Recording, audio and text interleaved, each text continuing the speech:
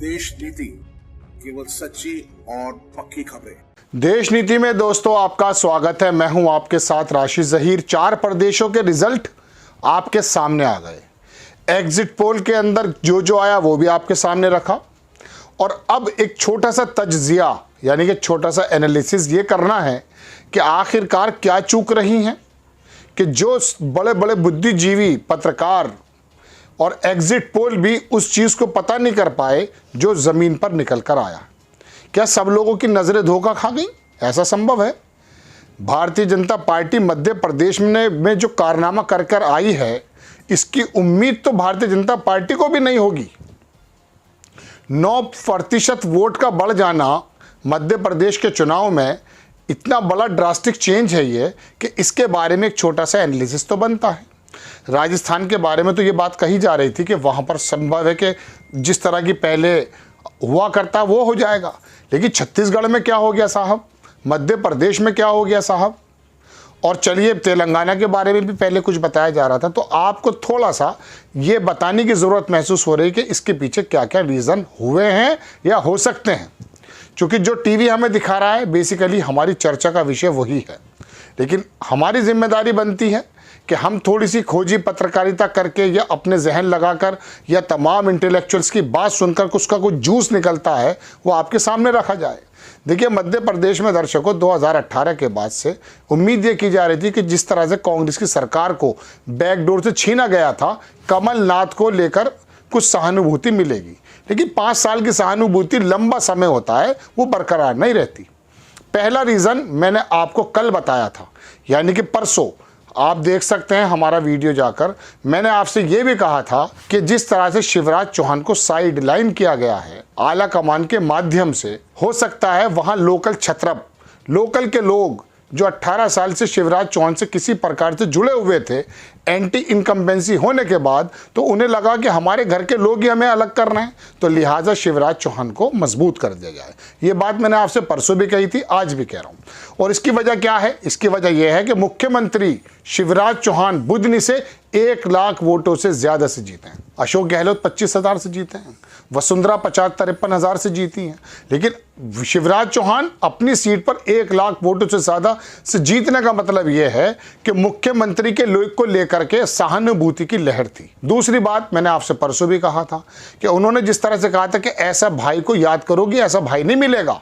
और तीसरा सबसे बड़ा रीज़न इसमें यह भी संभव है दर्शकों कि जो फिलहाल महिलाओं के अकाउंट में पैसा गया है और उसको कहा गया कि 3,000 रुपये तक कर दिया जाएगा, वो उम्मीद बन जाती है।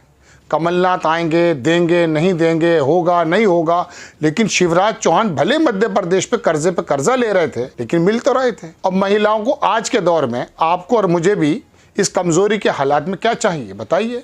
जब नौकरियां नहीं हैं, रोज़गार नहीं है और हालात देश के कारोबारी एतबार से बहुत कमज़ोर हैं, तो 5 किलो राशन तो बड़ा इंपॉर्टेंट इशू बन जाता है। और ये 1,200 रुपये, ये 1,000 रुपया, ये लाडली बहना योजना और ये चप्पलों के पैसे और छतरी के 200 रुपये, ये तमाम चीज़ें ऐसी ज़्यादा तीरे हदक लगती हैं, सीधे जाकर के मन पर लगती हैं। और देखिए दर्शकों, पहले तो रेवड़ी के बारे में प्रधानमंत्री जी कहा करते थे, लेकिन ये जो फैसिलिटीज़ का रूप लिया है इसने आम जन को इसलिए भी ज़्यादा, हालांकि सिलेंडर भी अभी कुछ ही दिन पहले 500 रुपये का 450 का किया था, तो ये तमाम फैक्टर्स माने जा सकते हैं। लेकिन इतनी बड़ी जीत कि 9% बढ़ जाएगा, इसके बारे में मैंने आपसे परसों भी कहा था और आज भी कहता हूँ। एक सीट मध्य प्रदेश में ऐसी है, कल खबर आई थी कि 7 वोटों से मंत्री रहे कांग्रेस के, वो हार गए। सी वोटर ने, मैं आपको कल अपने जो हम लोगों ने सेशन किया था उसमें ये बातें बता चुका, लेकिन फिर भी अब भी मध्य प्रदेश के बारे में ये वाली शंकाएं देखनी ज़रूरी होंगी कि जो प्रशासनिक स्तर से कहीं कोई चूक तो नहीं हुई है। 2,000, 1,500, 1,000, 5,000, 4,000, जब इतने वोटों का परसेंटेज में सीटों की जीत और हार होती है तो वहाँ पर प्रशासनिक तंत्र कोई एविडेंस नहीं है, लेकिन अपना खेला कर सकता है। ये भी बहुत सारे बुद्धिजीवियों ने पहले कहा था। ये 2-3 रीज़न हो गए, लेकिन मैं फिर बता रहा हूँ आपको कि मध्य प्रदेश में इतना प्रतिशत वोट का आना वाकई ये सहानुभूति की लहर या जितनी भी योजनाएं हो सकती हैं उनको लेकर के सोचने का तो विषय है। लेकिन फिर भी अब छत्तीसगढ़ में आ जाइए। छत्तीसगढ़ का बहुत सारा एरिया बेसिकली मध्य प्रदेश से जुड़ा हुआ है। वहाँ पर जो हुआ है वहाँ तो भारतीय जनता पार्टी का कोई कैंडिडेट भी नहीं था। कैंडिडेट इन द सेंस नेता नहीं थे। एक साहब हमसे बता रहे थे कि चूंकि मध्य प्रदेश में, राजस्थान में 6-6, 7-7 केंद्रीय मंत्री लगा दिए गए, तो हो सकता है इस वजह से लोगों ने सोचा कि हमारा मुख्यमंत्री बन जाएगा। लेकिन छत्तीसगढ़ में तो भारतीय जनता पार्टी का रमन सिंह के अलावा कोई चेहरा भी नहीं था, वहाँ कैसे जीत गए?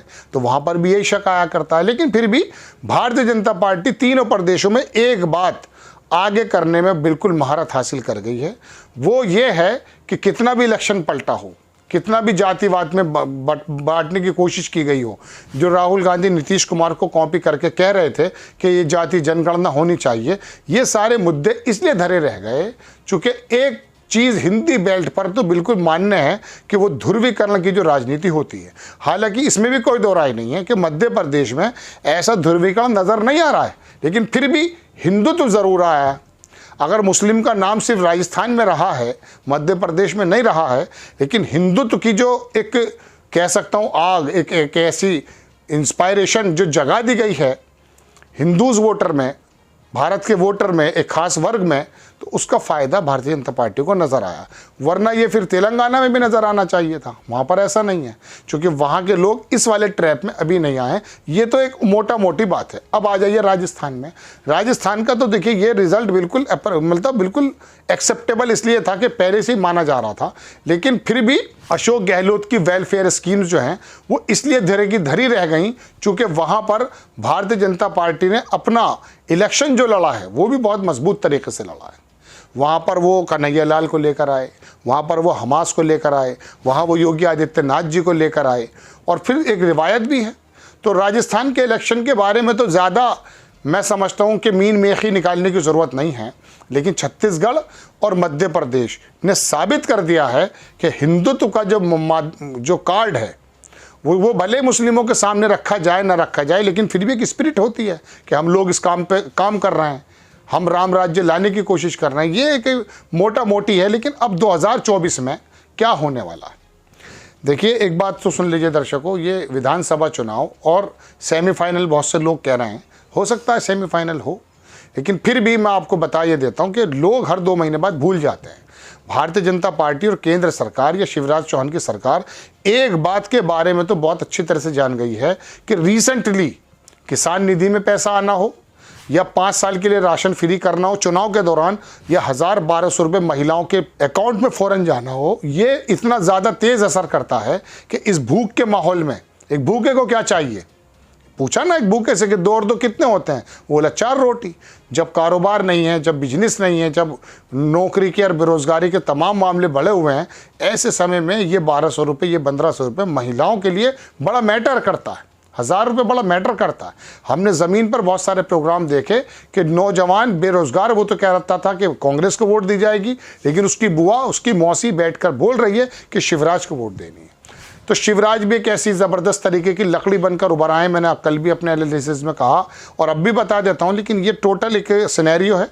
लेकिन 2024 के इलेक्शन बिल्कुल डिफरेंट इसलिए होने जा रहे हैं कि वो जो चुनाव है हिंदी बेल्ट पर, तो अब भी भारतीय जनता पार्टी, मैं शुरू से कह सकता हूं, जो मेरे पुराने दर्शक हैं, कि यहाँ तो इतनी मजबूत है कि मैं उत्तर प्रदेश में तो 80 में से 70 सीटें आज भी भारतीय जनता पार्टी को देने के लिए कहता हूँ, क्योंकि यहाँ का जो वोटर है वो बेरोजगारी पर, अर्थव्यवस्था पर, वेलफेयर स्कीम पर नहीं जाता है। यहाँ का जो एक मध्यम वर्गीय मान लीजिए या अपर कास्ट मान लीजिए, वो तो सिर्फ इसी वजह से वोट करता है कि हिंदुत्व को हमें सींचना है। और बाकी जो मैं कह सकता हूँ निचली क्लास यानी कि कमज़ोर तबका है, ओबीसी के अंदर, एससी के अंदर 5 किलो राशन, मैंने तो 2022 में भी कहा दर्शकों कि ये इतना बड़ा इंपॉर्टेंट इशू बन चुका है, क्योंकि जब भूखा कर दिया गया तो वो इसी बात को विकास समझ रहे हैं कि हमें चावल मिल रहा है। तो ये एक छोटा सा एनालिसिस था, आपके सामने रखना था। इसमें कई सारी चीज़ें और भी आएंगी। एक जगह ये भी आएगा कि प्रधानमंत्री जी के ज़बरदस्त काम से हो गया है, तो प्रधानमंत्री जी का काम से तेलंगाना में क्यों नहीं हुआ है। तो ये सब कहने की बातें हैं, लेकिन हकीकत बात यह है कि वो जो ओरा बना दिया जाता हिंदुत्व का, इसकी वजह से वोट हिंदी बेल्ट का वोटर आज भी कर रहा है। वरना ये अशोक गहलोत की जो वेलफेयर स्कीम्स है ना, वो कम नहीं है। ऐसा नहीं होता कि उधर जो है मध्य प्रदेश के अंदर एक वेलफेयर स्कीम काम कर जाए और वहाँ पर काम ना करे। स्कीम तो स्कीम होती है, मैंने कल भी कहा आपके सामने। तो ये फिलहाल यही बातें नज़र आती हैं। और इसके अंदर एक बात ये भी है, मैंने कहा देश के बहुत बड़े बड़े पत्रकारों ने कहा कि ये जो इतना प्रतिशत वोट बढ़ा, इसके अंदर कोई प्रशासनिक तंत्र का तो कोई काम नहीं है। इसके बारे में भी सोचने की ज़रूरत है। आपको खबर कैसी लगी अपनी राय कमेंट्स बॉक्स में ज़रूर दीजिए। चैनल को सब्सक्राइब कीजिए, शेयर कीजिए। नेक्स्ट टाइम में किसी खबर के साथ आता हूँ। जय हिंद।